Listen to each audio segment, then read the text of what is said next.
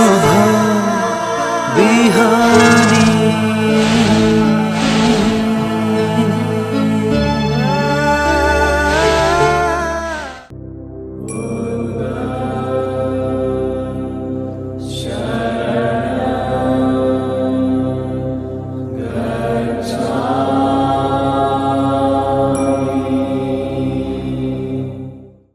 अभिज्ञेयो अभिज्ञातं भावितव्यं च भावितं पहातव्यं पहिनं मे तस्मा बुद्धोस्मि ब्राह्मण। यो भगवान बुद्धको वचनलाई स्मरण गर्दै बुद्ध जयन्तीको उपलक्ष्यमा सबैलाई शुभ मङ्गल कामना छ।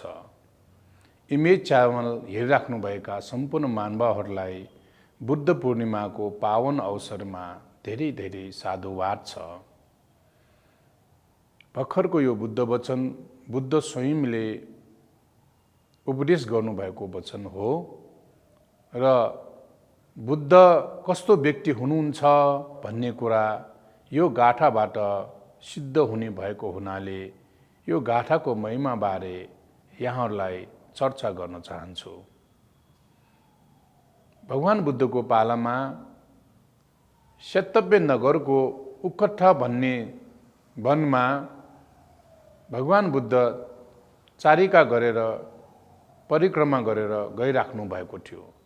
उहाँले भर्खर भर्खर बुद्धत्व ज्ञान प्राप्त गरेर त्यो बाटोबाट हिँड्दै गर्दाखेरि उहाँको जुन हिँड्ने क्रममा उहाँको पैतालाको छाप जमिनमा माटोमा परेको थियो र जमिनमा उहाँको माटोमा पैतालाको चिन्ह त्यस बेलाका एकजना वेदले पारङ्गत सेल भन्ने ब्राह्मणले देख्नुभयो र त्यो सेल भन्ने ब्राह्मणले बुद्धको पैताला देख्नु भएपछि ओहो यो पैताला त असाधारण पैताला हो, न भूत हो न भविष्यति, न त मैले पहिला देखेको थिएँ फेरि देख्न पाउला कि नपाउला। त्यो पैतालाको चिन्ह देखेर आश्चर्य भएर अद्भुत लागेर त्यो पैतालाको पाठ चिन्हलाई पछ्याउँदै ती सेल भन्ने ब्राह्मण त्यस वनको रुखमुनि समापति ध्यानमा बसिराख्नु भएका भगवान बुद्धलाई दर्शन भेट हुन्छ र भगवान बुद्धलाई भेट भइसकेपछि त्यो सेल ब्राह्मणले अभिवादन गरेर आफूले प्रश्न गर्छ कि हे श्रमण, तपाईँ कुनै देवता हो, तपाईँ कुनै देव ब्रह्मा हो भनेर सोध्नुहुन्छ। भगवान बुद्धले म कुनै देव ब्रह्मा होइन, म देवता होइन भनेर भगवान बुद्धले भन्नुभयो। त्यसपछि त्यसो भए तपाईँ रूप धारण गरेर आउनुभएको कुनै नाग हो भनेर सोध्नुभयो। भगवान बुद्धले म नाग पनि होइन भनेर भन्नुभयो। त्यसो भए तपाईँ किन्नर गन्धर्व हो भनेर सोध्नुभयो। भगवान बुद्धले म कुनै पनि प्रकारको किन्नर गन्धर्व पनि होइन। त्यो सेल ब्राह्मणले प्रश्न उत्तर गर्ने क्रममा भर्खर बुद्धत्व ज्ञान प्राप्त गर्नुभएका भगवान बुद्धलाई फेरि प्रश्न सोझाउँछ, त्यसो भए तपाईँ मनुष्य हो त भनेर सोध्नुहुन्छ। बुद्ध भन्नुहुन्छ म अब मनुष्य पनि होइन। तपाईँ अमनुष्य हो त भन्दा म अमनुष्य पनि होइन। पैताला हेर्दाखेरि एउटा 32 महापुरुष लक्षणले युक्त हुनुभएको असाधारण व्यक्ति, साधारण मनुष्यको भन्दा फरक किसिमको पैताला छ। भन्नु पर्दाखेरि सर्वगुणले सम्पन्न व्यक्ति हुनुहुन्थ्यो। बोधिसत्वदेखि लिएर भगवान बुद्ध, गौतम बुद्ध। त्यसैले तपाईँ नाग हो कि देवता हो कि गन्धर्व हो कि मनुष्य हो कि भन्दाखेरि म अब मनुष्य पनि होइन भन्दा उसले आफूलाई थाहा पाए अनुसार तपाईँ को हो भनेर सोध्नु भएको सबै प्रश्नहरूमा भगवान बुद्धले म अब मनुष्य पनि होइन भन्नुभयो। त्यसो भए मैले जे सोध्ने होइन भन्नुभयो, तपाईँ को हुनुहुन्छ त, तपाईँको परिचय पाऊँ भनेर त्यो सेल ब्राह्मणले जिज्ञासा जागेर बुद्धलाई दर्शन गरेर बुद्धको 56 रश्मिलाई देखेर प्रभावित भएर प्रश्न सोध्ने आँट गरेको थियो। त्यही सेल ब्राह्मणको प्रश्नको जवाफमा भर्खरबाट बुद्धत्व प्राप्त गर्नुभएको भगवान बुद्धले भन्नुभयो कि अभिज्ञेयो अभिज्ञातं भावितव्यं च भावितं पहातव्यं पहिनं मे तस्मा बुद्धोस्मिं ब्राह्मणं। हे ब्राह्मण, बुद्ध भन्नुहुन्छ अभिज्ञेयो अभिज्ञातं, यो संसारमा जे जति जान्नुपर्ने, जे जति बुझ्नुपर्ने, थाहा पाउनुपर्ने, स्थूलदेखि लिएर सूक्ष्मसम्म सबै जीवन जगत चराचरको बारेमा अभिज्ञात गरिसकेँ, मैले थाहा पाइसकेँ, मैले बुझिसकेँ, मैले बोध गरिसकेँ। मैले अब कुनै पनि थाहा पाउनुपर्ने विषय नै रहेन। अभिज्ञेयो अभिज्ञातं, जे जति संसार जीवन जगत बारेमा जान्नुपर्ने बुझ्नुपर्ने हो त्यो सबै मैले बुझिसकेँ, बोध गरिसकेँ, मैले अभिज्ञात गरिसकेँ, ग्रहण गरिसकेँ। भावितव्यं च भावितं, त्यसपछि यो संसारमा बोध गरिसकेपछि जे जति मैले पालना गर्नुपर्ने, भाविता गर्नुपर्ने कुराहरू छन्, ती रियलाइजेसन गर्नुपर्ने कुराहरू सबै मैले भावितव्यं च भावितं, शेष नहुने गरी सबै मैले भाविता गरिसकेँ। पहातव्यं पहिनं मे, यो संसार जीवन जगतमा लोक परलोक परमार्थदेखि लिएर सम्पूर्ण चिजबिज वस्तुदेखि लिएर सबै चिजहरूमा जे जति त्याज्य वस्तुहरू छन्, त्याग गर्नुपर्नेहरू छन्, ती पहातव्यं पहिनं मे, छोड्नुपर्ने कुराहरू छन्, ती कुराहरूलाई मैले त्यागिसकेँ, छोडिसकेँ, जडैदेखि उखेलेर फालिदिइसकेँ। त्यसकारण तस्मा बुद्धोस्मिं ब्राह्मणं, हे ब्राह्मण, त्यसैले म कुनै ईश्वर देवता पनि होइन, म कुनै यक्ष नाग गन्धर्व रूपधारी अवतारित पनि होइन, म मनुष्य पनि होइन, म अब बुद्ध भइसकेँ। बुद्ध भनेकै जागृत हुनु, स्मृतिको चेतनाको स्तरमा जे जति बुझ्नुपर्ने जान्नुपर्ने जानिसकेँ, त्यसैले म बुद्ध हुँ भनेर भन्नुभएको हो। बुद्ध स्वयंले आफ्नो स्वपरिचय यसरी दिनुभएको हो कि जसरी प्रकृतिको पोखरीमा नीलो सेतो रातो जसरी कमलका फुलहरू फुल्छन्, तर त्यो हिलोमै फुल्छन्, त्यो हिलोमै फुलेको कमलको फुल जसरी हिलोबाट अलग्ग छ, छुट्टिएको छ, पवित्र छ, शुद्ध छ, त्यस्तै त्यही मनुष्यहरूको बीचमा म पनि त्यसरी नै शुद्ध भएको हुनाले, जसरी कमलको फुल पवित्र छ, त्यसै मनुष्यहरूको बीचमा म जागृत भएर अलग्ग भएको हुनाले त्यसरी सम्झिनु भनेर भगवान बुद्धले भन्नुभयो। त्यसैले बुद्धको प्रतिमा बन्नु अगाडि जहिले पनि त्यो आसनको रूपमा चैत्यमा हामीले कमलको फुललाई देख्दछौँ। कमलको फुल जसरी हिलोमै फुले पनि अलग र शुद्ध छ, त्यस्तै नै बुद्धलाई पनि हामी त्यसरी चिन्नु पर्दछ। देव मनुष्यहरूले गर्ने पूजा सत्कार ग्रहण गर्न योग्य हुनुभयो। संसार चक्रको आडलाई उहाँले भाँचेर उखिलेर फालिसक्नुभयो। राग द्वेष मोहरूपी तृष्णा अज्ञानतालाई उहाँले निर्मूल पार्नुभयो। त्यसकारण उहाँलाई अरहङ भनेर पूजा गरिन्छ। उहाँले कहिले गुप्त पाप गर्नु हुँदैन, त्यसकारण यथा आगतो तथागतो, त्यसैले उहाँलाई तथागत भनेर भनिएको हो। त्यसकारण हामीले यो सेल ब्राह्मणलाई भगवान बुद्धले दिनुभएको परिचयबाट पनि हामी नेपालीहरूले बुद्ध हामी कहाँ जन्मियो भन्दैमा हामी चाहिँ सबै ज्ञानी हुँदैनौँ। बुद्धको महत्त्वपूर्ण दर्शनबारे हामीले जान्नु बुझ्नु नितान्त आवश्यक छ। र यहाँ अभिज्ञेयो अभिज्ञातं, उहाँले के अभिज्ञात गर्नुभयो त, उहाँले के जान्नुभयो त भन्दाखेरि यसमा 4 आर्य सत्य, 4 नोबल ट्रुथ।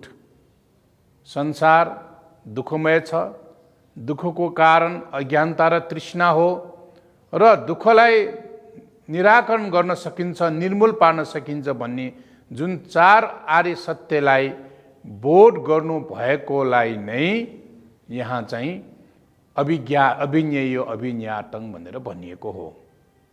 त्यस्तै गरिकन भावितव्यञ्च भावितं, उहाँले के बोध गर्नुभएको र के भाविता गर्नुभएको त भन्दाखेरि 8 वटा मार्ग, अष्टाङ्गिक मार्गलाई भाविता गर्नुभएको भनेको। त्यो अष्टाङ्गिक मार्ग 8 वटा मार्ग भनेको सम्यक दृष्टिदेखि लिएर सम्यक समाधिसम्मलाई लिइन्छ, जो बुद्ध हुनेहरूको बाटो हो। अब यसलाई हामीले संक्षिप्तमा भन्नुपर्दा मैले शीललाई भाविता गरिसकेँ, समाधिलाई भाविता गरिसकेँ, प्रज्ञालाई भाविता गरिसकेँ भन्ने अर्थमा लिएको हो। शरीर र वचनलाई संयम गर्नेलाई नै शीललाई भाविता गर्ने भनेर भनिन्छ, र मनलाई बसमा राख्ने, मनलाई एकीकृत गर्नेलाई नै समाधिलाई भाविता गर्ने भनेर भनिन्छ। र शरीर र वचन र मनलाई संयमित र भाविता गरिसकेपछि जुन प्राप्त हुने ज्ञान हो त्यसलाई प्रज्ञा भनेर भनिन्छ।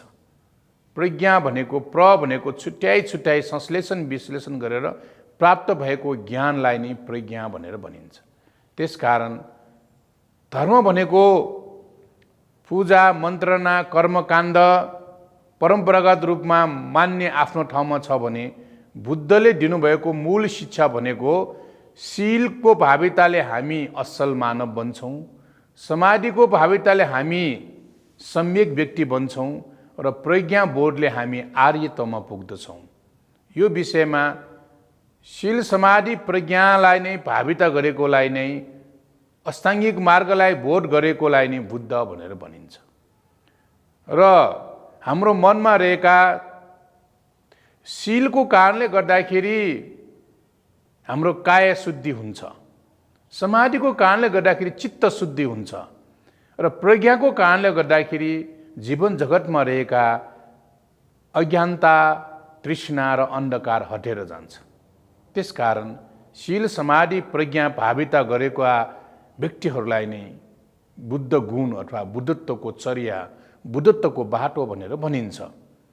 र यति गरिसकेपछि मात्रै दुःखको जडको रूपमा रहेको अज्ञानता, तृष्णा, जसलाई हामी लोभ भन्छौँ, आसक्ति भन्छौँ, तृष्णा भन्छौँ, असीमित चाहना भन्छौँ, त्यो लोभ जसलाई हामी क्रोध, द्वेष, दुर्भावना भन्छौँ, र जसलाई हामी सुसुप्त रूपमा, अनुशय रूपमा भित्र गहिरेर रहेको अतीत जन्मको र यो जन्मका संस्कारहरूको रूपमा रहेका मोह भन्छौँ, अभिमान भन्छौँ। यस्ता लोभ, द्वेष, मोह, अभिमान, ईर्ष्या, मात्सर्य जस्ता कलुषित भावनाहरू, मनका विकारहरू, ती नेगेटिभ इमोसनहरूलाई चाहिँ उखेलेर त्यागेर फालिसकेको, फेरि पनि उब्जन नसक्ने गरी बोध गरेको व्यक्ति नै शुद्ध हुन्छ। त्यसकारण आस्था, श्रद्धा, पूजा पाठ भन्दा पनि यो संसार यदि भयमय छ, दुःखमय छ भने जस्तो छैन भने त्यसबाट पार गर्नको लागि भगवान बुद्ध भन्नुहुन्छ कि अभिज्ञात गर्नुपर्छ, भाविता गर्नुपर्छ, र त्यस्तै गरिकन हामीले त्याग गरेपछि मात्रै कमलको फूल सरह नै शुद्ध पवित्र हुन्छ भनेर बुद्धले आफ्नो स्वपरिचयको रूपमा त्यो सेल ब्राह्मणलाई बुद्धले आफ्नो परिभाषा दिनुभएको। आज यो बुद्ध जयन्ती, बुद्ध पूर्णिमाको अवसरमा हामीले पनि बुद्धलाई सही तरिकाले चिन्नु, जान्नु आवश्यक छ। र बुद्धलाई धेरैजनाले कसैले उहाँ एउटा ईश्वरको अवतार हो, उहाँ एउटा वैदिक रूपमा ईश्वरको अंश हो भनेर भन्नेहरूले राम्रोसँग बुझ्नु पर्दछ। भगवान बुद्ध कुनै पनि रूपमा कुनै देवी देवताको दूत, ईश्वर होइन, र उहाँ शान्तिको दूत पनि होइन। उहाँ शान्तिको नायक, शान्तिको प्रतिपादक हुनुहुन्छ। हराइरहेको बाटोलाई उहाँले फेरि रिडिस्कभरी गरेर देखाइदिनु भएको हो। यसर्थमा भगवान बुद्धलाई एउटा बोध गर्नुपर्ने बोध गर्नुभएको, रियलाइजेसन भाविता गर्नुपर्ने भाविता गर्नुभएको, त्याग गर्नुपर्ने त्याग गरेको, जसले चार आर्य सत्यलाई लाभ गर्छ, जसले आर्य अष्टाङ्गिक मार्गलाई सम्यक दृष्टि, सम्यक सङ्कल्प, सम्यक वाचा, सम्यक कर्मान्त, सम्यक आजीविका, सम्यक व्यायाम, सम्यक शक्ति, सम्यक समाधि भनेर राइट भ्यू, राइट अन्डरस्ट्यान्डिङसम्मको जसले रियलाइजेसन भाविता गर्छ र जसले मेन्टल डिफाल्मेन्टहरू, डिल्युजन, एट्याचमेन्टहरू, डिजायरहरूलाई निर्मूल गर्छ, ती व्यक्तिहरू नै बुद्धको बाटोमा, पाथ अफ इनलाइटेनिङमा जाने गर्दछ। यसरी भगवान बुद्धलाई गुरुको रूपमा बुझ्नु पर्यो। उहाँले दिनुभएको शिक्षालाई वैज्ञानिक विज्ञानसम्मत शिक्षाको रूपमा हामीले ग्रहण गर्न जान्यौँ भने सही मानेमा हामीले बुद्ध पूर्णिमा मनाएका हुन्छौँ। तसर्थ संसार अहिले युद्धमय भइरहेको छ, संसार रोगमय भइरहेको छ। यो रोगमयले, युद्धमयले अशान्त भएको संसारलाई फेरि पनि हामीले बुद्ध धर्म र सङ्घको ट्रिपल जेमको अनुभवले युद्धलाई बुद्धमय बनाऊँ, अशान्तलाई हामी शान्त बनाएर हामीले आफ्नो जीवनलाई सार्थक बनाउन सकौँ। तसर्थ आज बुद्ध पूर्णिमाको विशेष कार्यक्रम हेरिराख्नुभएका, इमेज च्यानल मार्फत हेरिरहनुभएका सम्पूर्ण महानुभावहरू, सम्पूर्ण नेपाली दाजुभाइ दिदीबहिनीहरू, हामी सबैले बुद्धलाई चिन्नमा ढिलाइ नगरौँ। बुद्धको शिक्षालाई खालि अरू देवी देवता सरह चाहिँ पूजा मात्र गरेर हामीले कर्मकाण्डमा बुद्धलाई नढालौँ। हामीले बुद्धलाई एउटा हाम्रै देशको एउटा चाहिँ विश्वकै एउटा बुद्ध जतिको प्रभावशाली एसियामा अहिलेसम्म जन्मिएकै छैन भने पनि अत्युक्ति नहोला।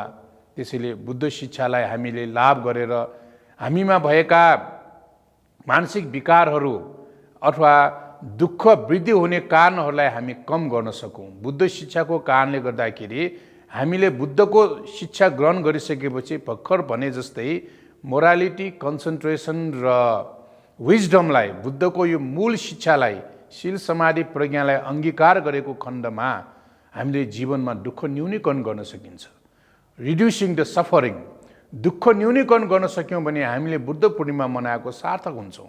यदि हाम्रो जीवनचर्यामा हामीले दुःख वृद्धि हुने काम गऱ्यौँ भने त बुद्ध शिक्षालाई हामीले लुगा लाउँदैमा अथवा चाहिँ स्वयम्भू घुम्दैमा अथवा लुम्बिनी दर्शन गर्दैमा हामीले बुद्धलाई चिनेका हुँदैनौँ। यो थमङ पश्यति सोमङ पश्यति, जसले धारण गर्छ धर्मलाई चिन्छ उसले बुद्धलाई चिनेको हुन्छ भन्ने बुद्धको स्वयं वचन रहेको छ। जसले दुःखको न्यूनीकरण गर्छ उसले बुद्धलाई चिनेको हुन्छ।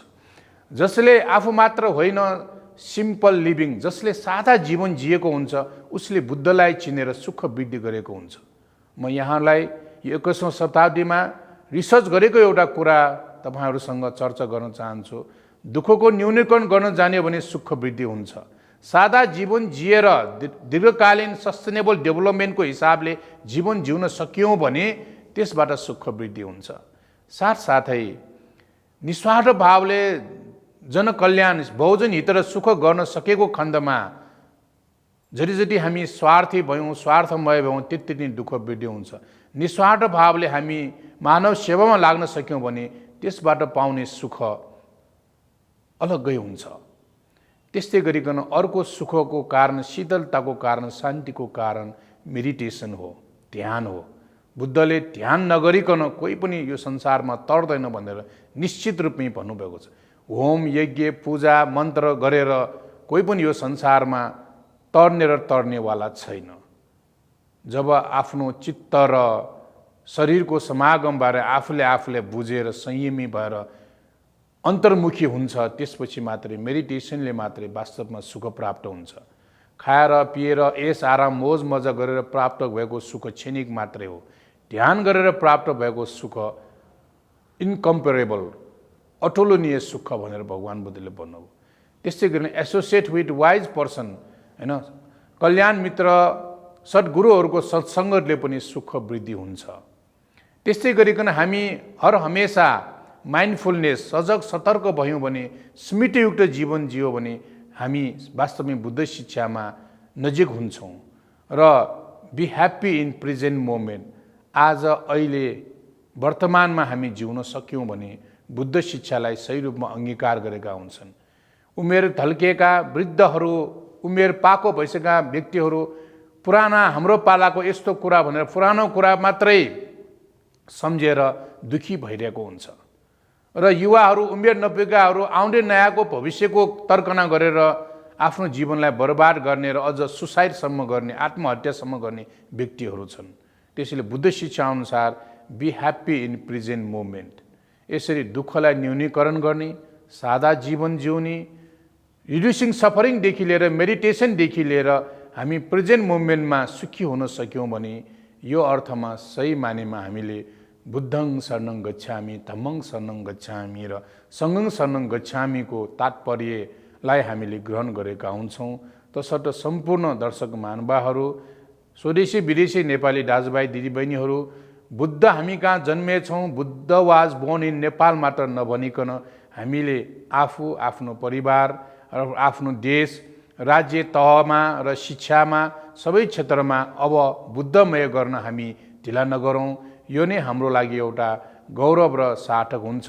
बुद्ध शिक्षा अनुसार यदि शासकहरूले शासन गरेको खण्डमा, बुद्ध शिक्षा अनुसार प्रशासकहरूले प्रशासन गरेको खण्डमा, राज्यका व्यवस्थापिका, न्यायपालिका र साथसाथै कार्यपालिकामा बुद्धको दर्शनलाई अब हामीले अँगाल्न ढिला नगरौँ भन्ने सन्देशका साथ हामी बुद्ध पूर्णिमा मनाऊ। नेपाली जनजनमा बुद्धमय होस् र संसारलाई हामी फेरि पनि एकचोटि बुद्ध जन्मिएको देशका हामी नेपाली भनेर गौरव गर्न सक्ने किसिमले हामीले आफ्नो धर्म संस्कृतिलाई हामीले अगाडि बढाउन सकोस् भन्ने कामना गर्दै सबैले जीवनमा एकपटक बुद्ध जन्मनु भएको लुम्बिनी, बुद्धले ज्ञान प्राप्त गर्नुभएको बुद्धगया, बुद्धले उपदेश गर्नुभएको सारनाथ र परिनिर्वाण हुनुभएको कुशीनगर 4 संयोजनीय स्थानमा हामी दर्शन गरेर आफ्नो जीवनलाई अभाग्य बनाऊ, पुण्य साधना सङ्ग्रह गरौँ भन्ने शुभकामना राखेर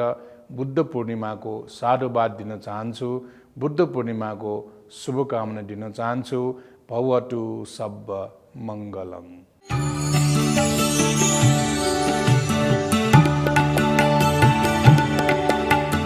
नमस्कार, तपाईको आजमा स्वागत छ। म ज्योतिष आचार्य नारायण प्रसाद भण्डारी सधैँ झैँ दैनिक पञ्चाङ्ग र राशिफलको साथमा उपस्थित भइसकेको छु।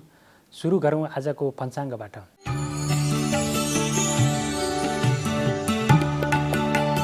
आज मिति 2079 साल जेठ 4 गते बुधबार, ईस्वी सम्वत 2022 मे 18 तारिक, नेपाल सम्वत 1142, नल नामक संवत्सर, सूर्य उत्तरायण, ग्रीष्म ऋतु, जेठ कृष्ण पक्ष द्वितीय तिथि बिहान 5:47 रहनेछ।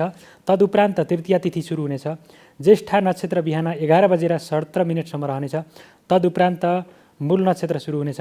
सिद्ध योग, गर करण, आनन्दादि योगमा द्वाक्ष योग परेको छ। आज चन्द्रमा धनु राशिमा भ्रमण गर्नेछन्। आज अपराह्न 12 बजेदेखि 1:30 राहुकाल रहने भएकाले त्यस अवधिमा सम्भव भएसम्म कुनै पनि शुभ कार्यको थालनी नगर्नुहोला। काठमाडौँमा सूर्योदय बिहान 5:16 भयो भने सूर्यास्त साँझ 6:46 हुनेछ। अब लागौँ 12वटा राशिहरूमा आजको दिनमा ग्रहहरूको प्रभाव के कस्तो रहनेछ भन्नेतर्फ। मेष राशि।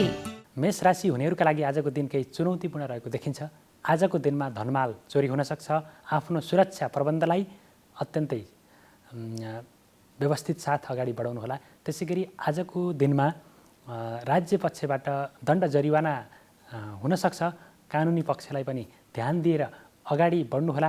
आफ्ना कार्यहरूमा शत्रुहरूले विघ्न बाधाहरू उत्पन्न गराउन सक्छन्, त्यसतर्फ पनि सजग भएर अगाडि बढ्नुहोला।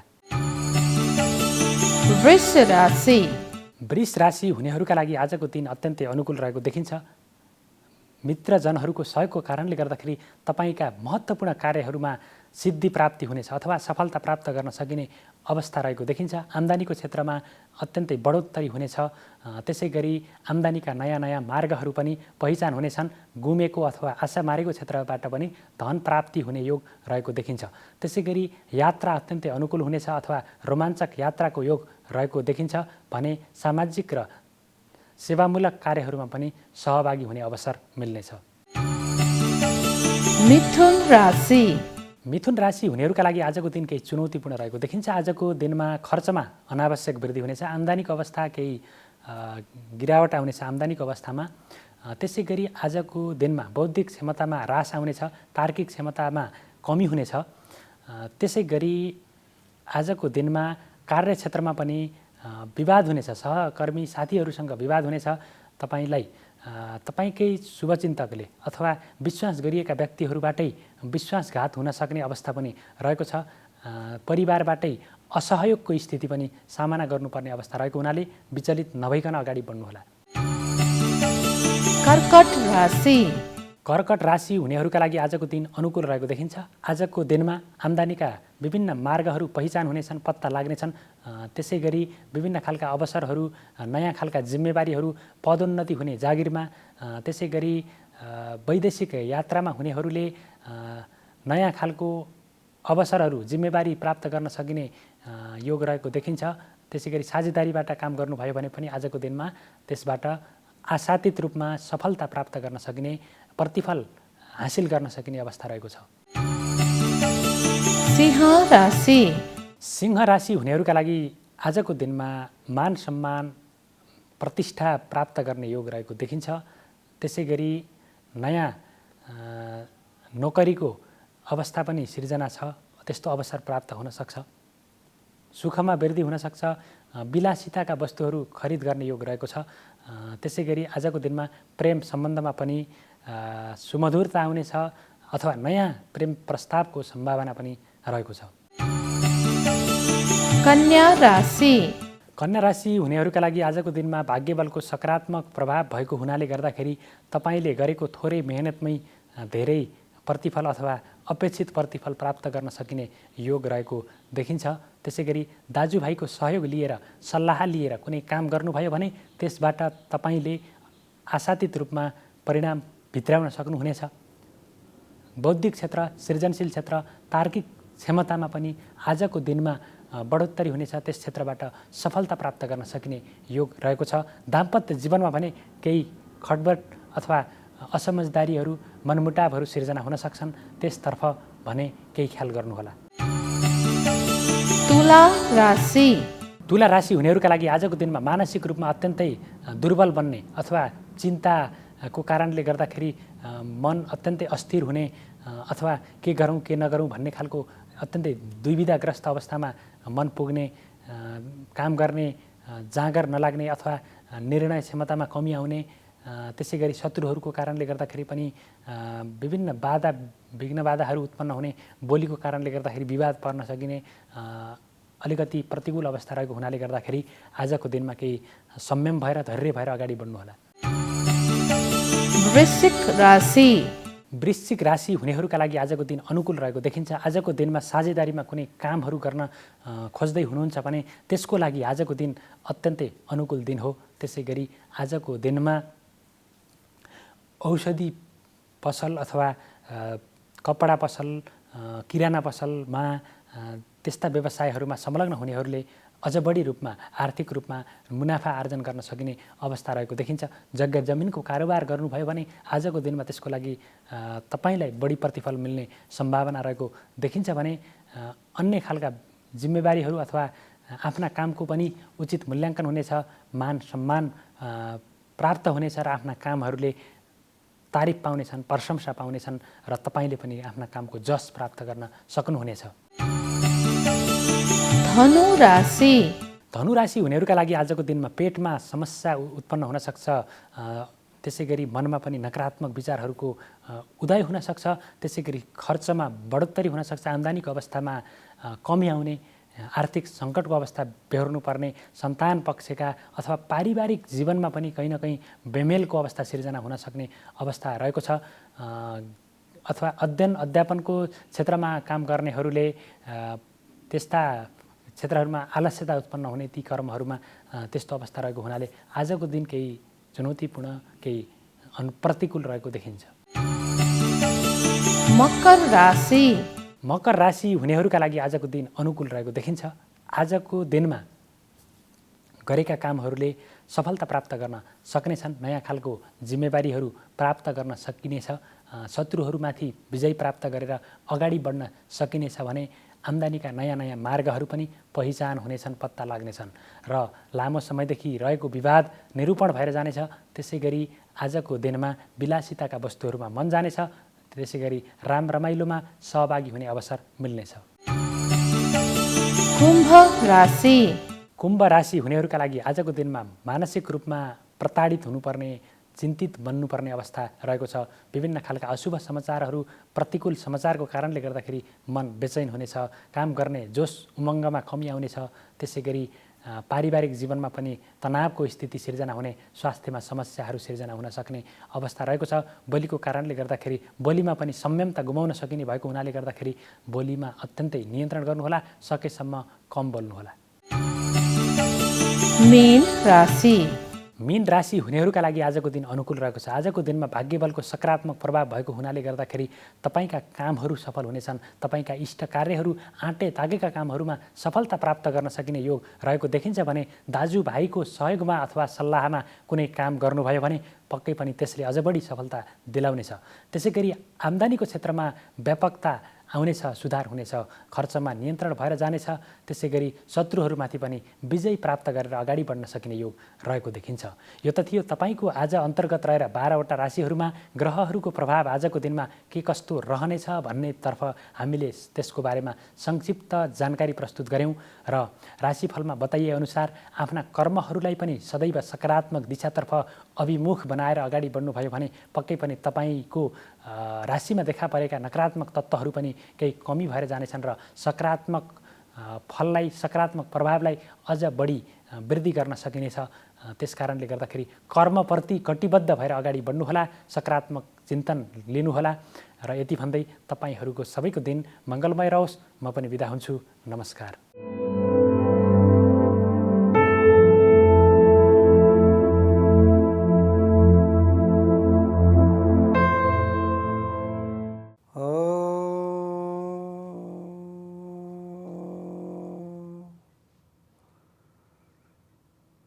ओंकारं बिंदु संयुक्तं नित्यं योगिन्दध्यायनं कामदं मोक्षदं चैव ओंकाराय नमो नमो। नमस्कार, यहाँहरूलाई स्वागत छ ज्योतिष विधामा। आदरणीय सज्जन श्रोता भक्तवृन्द, हिजो अस्तिको श्रृङ्खला अनुसारै आजको कार्यक्रममा पनि हामी आइतबार, सोमबार र मङ्गलबारको प्रसङ्ग वर्णन गर्न गइरहेका छौँ। यदि हजुरको मङ्गलबार जन्म भयो, हजुरले गुरु गणेशको उपासना गर्नु पर्यो।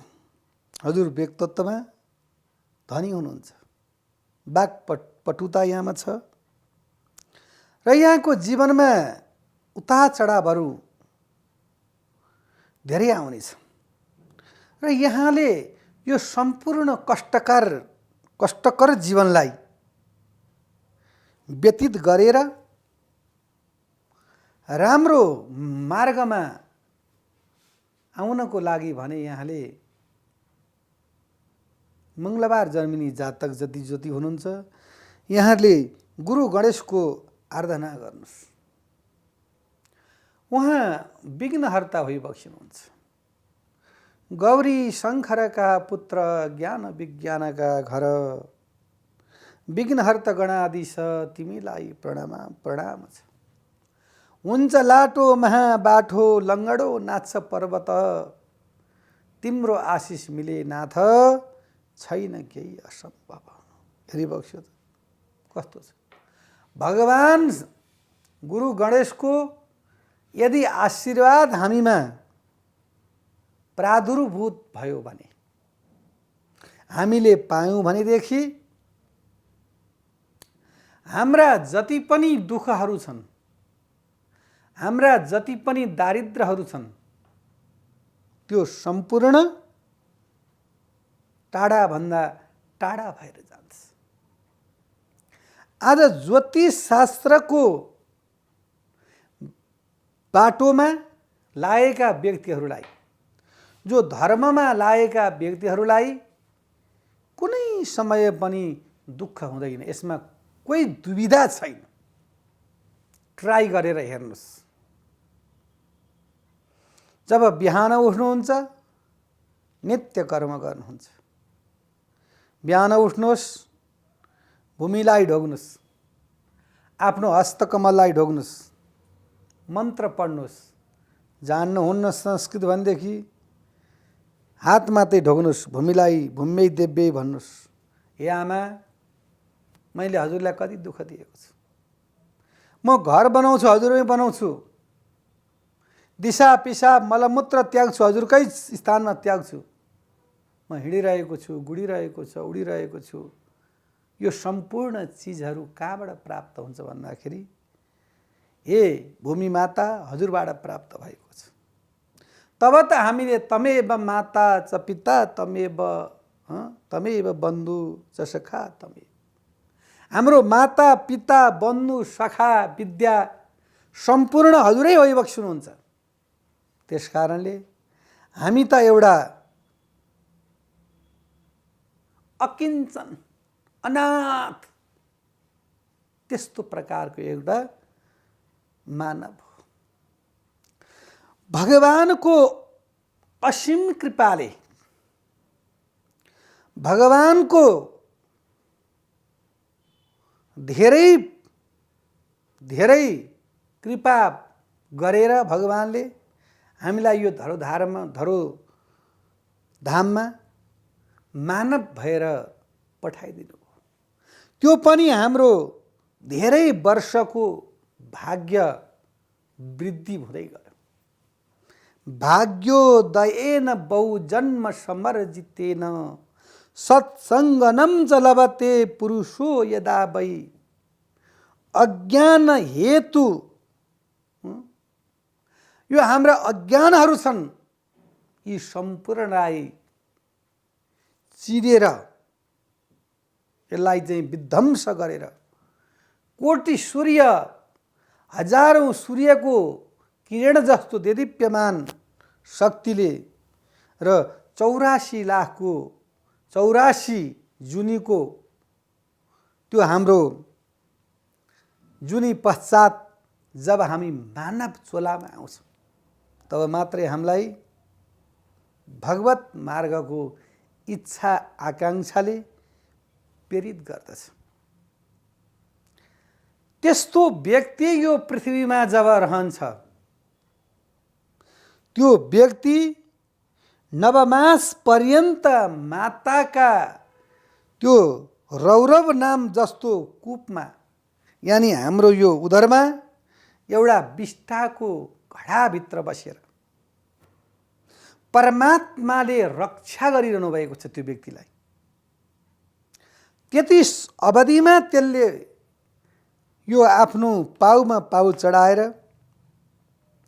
अनि यो घुँडाबाट हात उसले छिराएर अनि कानमा समातेर उसले के प्रार्थना गर्छ भने, प्रभु यो जीव पापी छ, म धेरैपल्ट मैले वाचा बन्धन गरेर हजुरले मलाई यहाँबाट निकालिदिनु भयो। अब एकपल्ट प्लिज भन्छ, याचना गर्छ, माग्छ, उसले एकपल्ट निकालिदिबक्सोस्। म जीवनमा हजुरकै सहारा गर्छु, हजुरकै ध्यान गर्छु, हजुरकै कीर्तन गर्छु, हजुरकै तन्त्र मन्त्र गर्छु, प्रभु मैले अहिले केही अरू केही पनि गर्दिनँ। त्यसो भन्छ। हेरिबक्सोस् है, म हजुरभन्दा अन्य कुरामा म जाँदै जान्न। जब बाहिर निक्लिन्छ तब व्यक्तिले सम्पूर्ण कुरो विस्मृति स्वाहा स्वाहा अग्निमा स्वाहा गरिसकेपछि चाहे काँचो दिनुहोस्, चाहे पक्वा दिनुहोस्, चाहे फलफुल दिनुहोस्, चाहे ड्राई फ्रुटहरू दिनुहोस्, चाहे सागसब्जीहरू राखिदिनुहोस्, चाहे घृत लकडी दाउरा जे राखिदिनुहोस्, अग्निले तितो मिठो केही पनि भन्नुहुन्न, सबै चाहिँ नि स्वाहा खाइदिनु। त्यस्तै प्रकारले भगवानले सबैलाई चाहिँ के छ भन्दाखेरि एकदम बराबर न्याय गरिदिई बक्सिनुहुन्छ। जब माताका रौरव नाम गरेका ती नरकबाट जब बाहिर निक्लिन्छ अनि त्यहाँ गर्छ प्रभु अहिले भर्खर हजुर त्यहाँ भइबक्सिनु भएको थियो, अहिले प्रभु यहाँ कोही पनि छैन, म एक्लै भएँ प्रभु, अब म के गर्नु भन्दाखेरि ओहो छोरो जन्मियो छोरी जन्मिन् त्यहाँ गरिन् भनेर मातापिता हर्ष गरिबक्सिनुहुन्छ र आजभन्दा भोलिभन्दा युवावस्थामा पुछ र अनि छोराले दुःख दिन थाल्छ, भनेको मान्दैन, खानपान राम्रो हुँदैन, लगाउने बोल्ने हिँड्ने डिजाइन साथी भाइ सर सङ्गत उसको सम्पूर्ण 100मा 100 प्रकारको सबै गल्ती हुन्छ अनि मातापितालाई कष्ट बन्छ। र त्यस कारणले ज्योतिष शास्त्र अनुसारले कस्ता सन्तान जन्म दिने त्यो पनि वर्णन गरिएको छ। हजुरलाई अचम्म लाग्छ होला, त्यस्तो कुरा नि ज्योतिषमा हुन्छ किन छैन?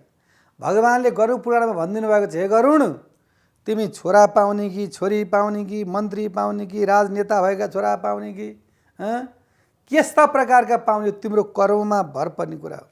तिम्रो खान पहाड आहार उधार उठाइ बसाइ सुताइ तिम्रो के कस्तो छ, तिम्रो मानसिकता कस्तो छ, तिम्रो सोचाइ कस्तो छ, तिम्रो लक्ष्य कस्तो छ, त्यो अनुसारको तिम्रो खानपानले रक्त बन्दछ, रक्तले वीर्य बन्दछ, वीर्यले सन्तान बन्दछन् र ती सन्तानलाई शुभ र अशुभ कस्तो प्रकारको तिमीले चाहिँ नि दीक्षा दिन सक्छौ, शिक्षा दिन सक्छौ, ती सन्तानले त्यही लिन्छन् र काँचो माटाको भाँडामा जस्तो रङ चढाइदियो त्यो त्यस्तै रङ चढ्दछ र त्यो रङ चढिसकेपछि त्यसलाई मेट्न काट्न पोल्न केही गर्न नै मिल्दैन। र मङ्गलबार जन्मने व्यक्तिहरूले गुरु गणेशको आराधना गरे भनेदेखि तिनीहरूले सम्पूर्ण चाहिँ नि ज्योतिष शास्त्रमा भएका ती कुण्डलीका दोषहरूलाई पनि शुभ राम्रो पाउँदछन् र तिनीहरू सफलतामा प्राप्त हुन्छन् भन्दै आजको कार्यक्रमबाट बिदा चाहन्छु। हस्त नमस्कार। शुभ बिहान